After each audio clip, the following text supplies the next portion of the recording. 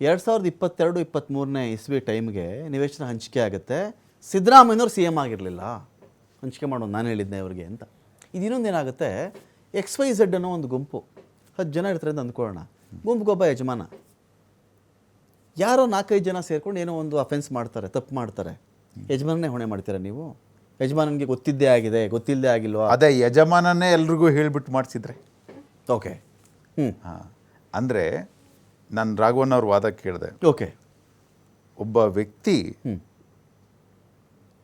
ತನಗೆ ಅಲರ್ಟ್ ಆಗಿರ್ತಕ್ಕಂಥ ಸೈಟು ಅದರಲ್ಲಿ ಇಷ್ಟೊಂದು ಅಕ್ರಮ ನಡೆದಿದೆ ಅಂತ ಕಂಡು ಬಂದೆ, ಅದಕ್ಕೆ ಅನುಮಾನ ಮೂಡಿದರೆ ಅಷ್ಟೇ ಸಾಕು ಎನ್ಕ್ವೈರಿಗೆ ಅಂತ.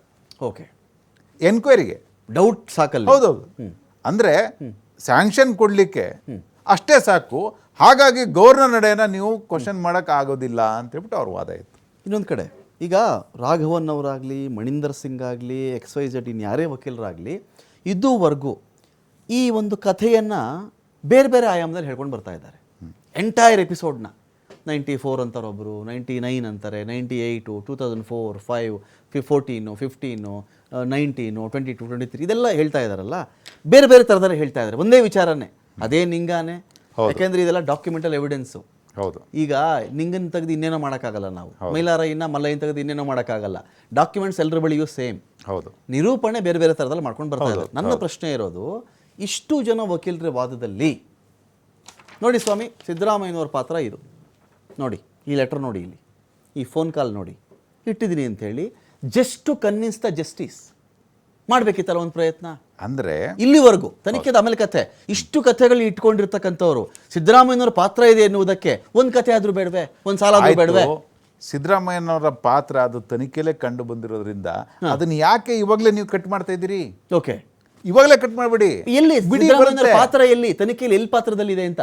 when allegation comes, ಸಿದ್ದರಾಮಯ್ಯ ವಿಚಾರಣೆ ಮಾಡಿ, if you are sure, so let the matter be investigated. Okay, ಅದಕ್ಕೆ ಯಾಕೆ ನಿಮ್ಮ ಅಂಜಿಕೆ?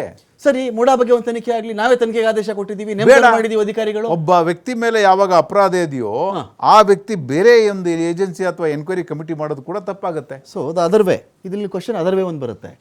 ಸ್ವಾಮಿ, ನೀವು ಕರ್ನಾಟಕ ಸರ್ಕಾರದ ಅಧೀನದಲ್ಲಿ ಒಂದು ತನಿಖೆ, ಒಂದು ಆಯೋಗ ಬಂದ್ಬಿಡುತ್ತೆ, ಕಮಿಟಿ ಬಂದ್ಬಿಡುತ್ತೆ ಅಂತ ನೀವು ಅನುಮಾನ ಪಡ್ತಾ ಇದ್ದೀರಿ.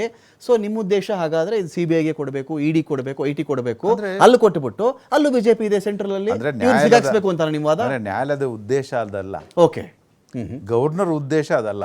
ಓಕೆ, ಹಾಗೇನಾರ ಗವರ್ನರ್ ತಮ್ಮ ಆದೇಶದಲ್ಲಿ ಆ ರೀತಿ ಏನಾರ ಬರ್ದಿದ್ರೆ, ಫಾರ್ ಎಕ್ಸಾಂಪಲ್ ಇದು ಕೇಂದ್ರ ತನಿಖಾ ಸಂಸ್ಥೆಯಿಂದಲೇ ತನಿಖೆ ಆಗಬೇಕು ಅಂತ ಹೇಳ್ಬಿಟ್ಟು ಏನಾದ್ರು ಸ್ಯಾಂಕ್ಷನ್ ಕೊಟ್ಟಿದ್ರೆ, then you could have been say there is a something fishy ಅಂತ ಹೇಳ್ಬಿಟ್ಟು. ಓಕೆ, ಅವ್ರು ಕೊಟ್ಟಿರೋದು ಇಟ್ ಈಸ್ ಇಮ್ಮೆಟೀರಿಯಲ್.